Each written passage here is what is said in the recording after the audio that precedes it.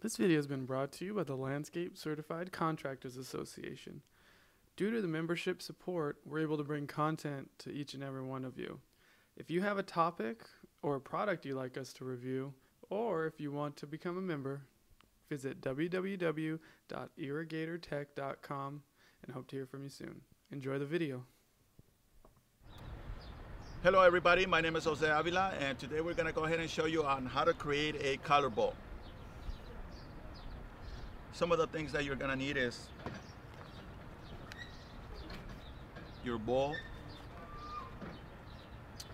and you can see in this bowl that has minimal amount of drainage, meaning you're not going to be watering too much in this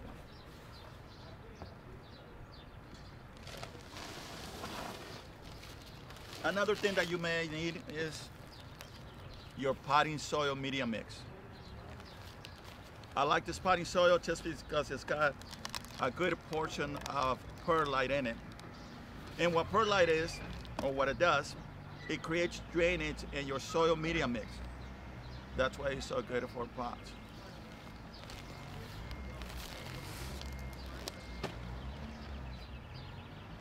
Right now I'm going to go ahead and turn over to talk a little bit about the plants that we're going to use. Some of the plant material that we're going to use is this beautiful yellow flower, viola. There's some other varieties. Some of them are called Johnny Jumpas. They're still in the viola family or in the pansy family. This one in particular, I like it because it's a very vibrant yellow color. Another one that we're going to go ahead and use is Dianthus. This is a beautiful contrast of reddish right here, right up against the yellow. To my left, we have alyssum. I've decided to use this alyssum color just because it creates a very nice blend of contrast with the yellow and the red, and this what seems to be whitish, splash of white and purplish, pinkish, whatever it is that you want to call it. Last and not least is Bacopas. This is a trailing Bacopa. I like this one right here because once it gets a little overgrown, and you could let it get a little overgrown if you want, you could go ahead and trim it. To my experience, you could go ahead and trim it and it'll come back. It flowers just about spring through summer, and it's still pretty hardy to the cold weather. The plants that we've talked about here so far, they usually flower about from spring through summer.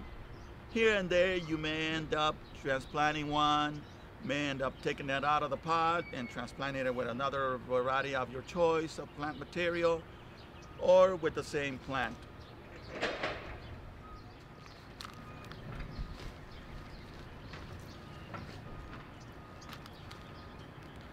Okay, so now we're gonna go ahead and set our soil. And we have this much of soil right here, and we're looking at about 2 inches from about below rim level. We pack it a little bit.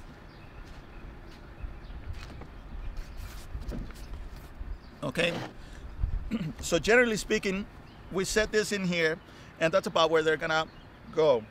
They may go a little lower. That's where they're gonna be planted. At that point, what we do is put a little bit of our Osmocote. And we could use this as a starter fertilizer, just because it doesn't burn. It's a time-release fertilizer.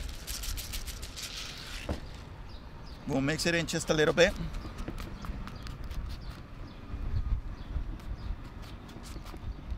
Okay, so what we're gonna do here is we're not gonna create a center of plant material or color bowl, whereas in that case, we will set our highest in the center and we'll work right around that. What we're gonna do is we're gonna create something that has a sort of a backdrop to it, or a back look to it. So your most vibrant color here to me is our yellow. That's where we're gonna go ahead and put our first color. Be careful on how you take it out of the 6-pack. You don't want to go ahead and rip it, because sometimes if you pull it from the plant, from the crown itself, what you end up doing probably is tearing the whole plant out of the roots. So So be careful on how you do it. So we'll set these guys in the back.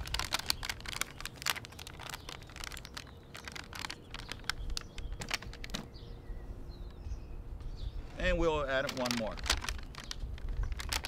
Now it depends on you on how much you want to put in the back or how many it is that you want to put in your bulb. But in this case, we don't want to overdo the yellow just because it's going to take away too much from the other colors. We'll add a little bit of our soil media mix so that they're sort of sturdy there. They won't move as much when we put the rest of the plant in there. We'll spread that out just a little bit.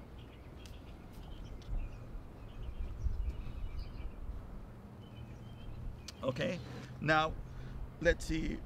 I haven't decided on which color to go with next, but we'll probably end up going with the pink first, just so that we could put this ones up front. So we want something to look more or less like this, okay? And this ones will be our low point right here at the front. Anyways, they grow low.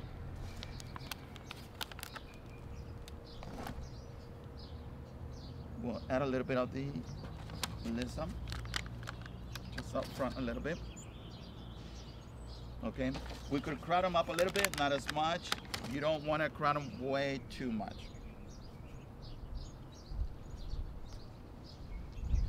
So with the alyssum, we'll only go probably about 3, maybe 4. We'll see.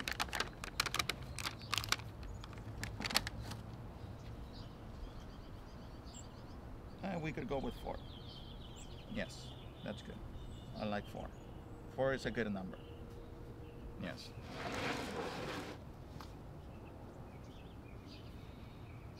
And you don't have to be that picky like I am. That's just up to you. We add a little more soil to that.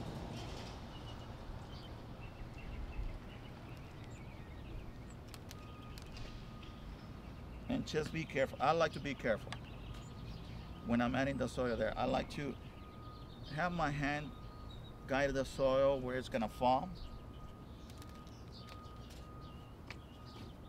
In the back also. You guys could be watching. What you want to do at this point is kind of be gentle to the plant. You don't want to try to bruise up those beautiful flowers that it has. Okay, we'll get to how I get more soil in between the plants after. But right now, we have them at least where they're firm and they're not falling. They seem to be a little high, so we could push them just a little bit. Okay, now we're gonna go ahead and go with our red. Again, be careful on how you take this guys out of the pot, or out of the 6 then.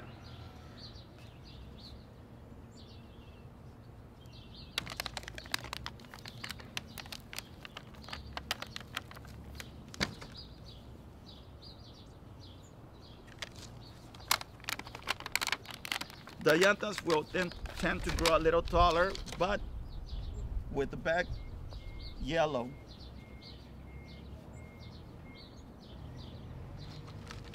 and our purplish up front, they should give it a nice look to that.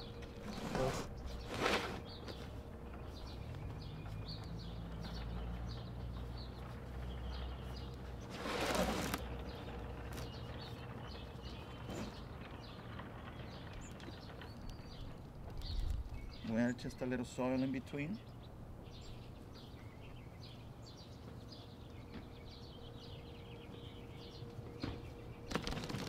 Shake it up a little bit. Okay, now we go to the front. What we need to do up front is take some of the soil out. Since these are bigger, they're in a 4-inch pot. Okay, very healthy. You want to try to get by a healthy plant. Okay, that is also one of the keys. And you want to, when you're planting this 4 inches up front, you want to try to lean it towards facing outward just a little bit so that you could have this cascade look to it.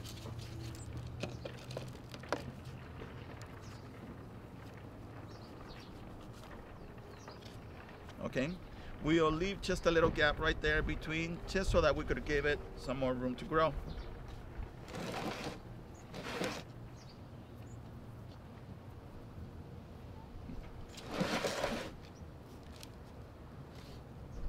Now we add more soil to that, and by you doing that, you just gently lift the front up a little bit.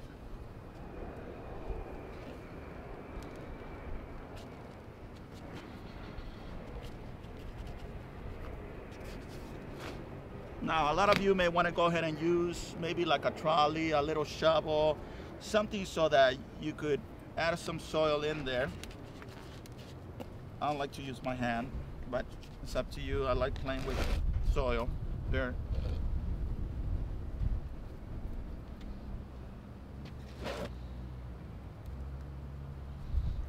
And just take 2 of your fingers and go ahead and firmly push the soil into where the roots are, or just to sort of compact them just a little bit in there.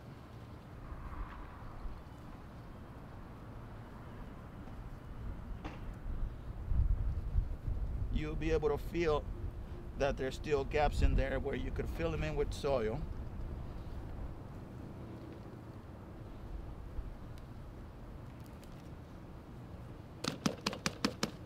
Shake it up just a little bit.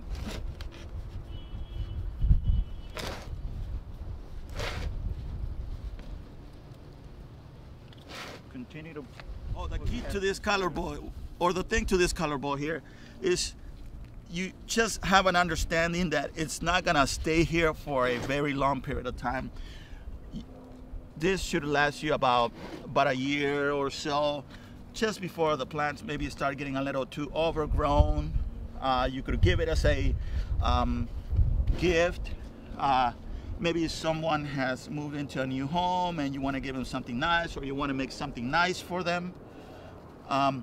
So just let the person or you be aware of what's going on, or what should you expect, how long should this plant live in here. Okay, so we have our beautiful color ball right here. As you can see, we added some violas, yellow viola, very vibrant color in the back. And we have our alyssum, and then follow with our dianthus, red dianthus, and then some purplish or lavenderish colors bacopa. And what will happen here is these bacopas will cascade. The dianthus will get a little fuller. They'll flower more along with the alyssum. Eventually, the alyssum is gonna also flop on the sides. Okay. This back right here will really fill in. Maybe it'll spill just a little bit, not as much, but it'll give us a real nice look to it. And once the dianthus and the alyssum flops over just a little bit, it'll be more vibrant. Another thing you want to do is you want to make sure you pick the right size flowers. Have them pick them where they're way not too overgrown or spilling all over the pot when you first purchase them. You want to get them at a medium state or a young state of their planting into, whether you get them in a 6-pack or a 4-inch container. Watering this guy is not that difficult. What you want to do is you want to make sure you give it a good drench of water, not too heavily so that the soil won't spill over. Just give it a light water, wait a few seconds, go ahead and give it another light water again, and that should do it. The next time you water, we water this guy, should be in about 2 to 3 days, give and take, just because they're still young and they haven't rooted into this soil structure right here. So after that, after about 2 weeks, give and take, we should be able to water about twice a week, maybe 3 times a week, depending on how the weather is. Right now, the weather, it's about probably 70 degrees, so it's not that hot. So we wouldn't water way too much, maybe a couple of times a week. Okay, and that wraps it up for today with this cute, beautiful color ball right here. Thank you so much for watching us. Please give us your suggestions, and hopefully you'll watch us on our Green Industry News channel on YouTube. Thank you.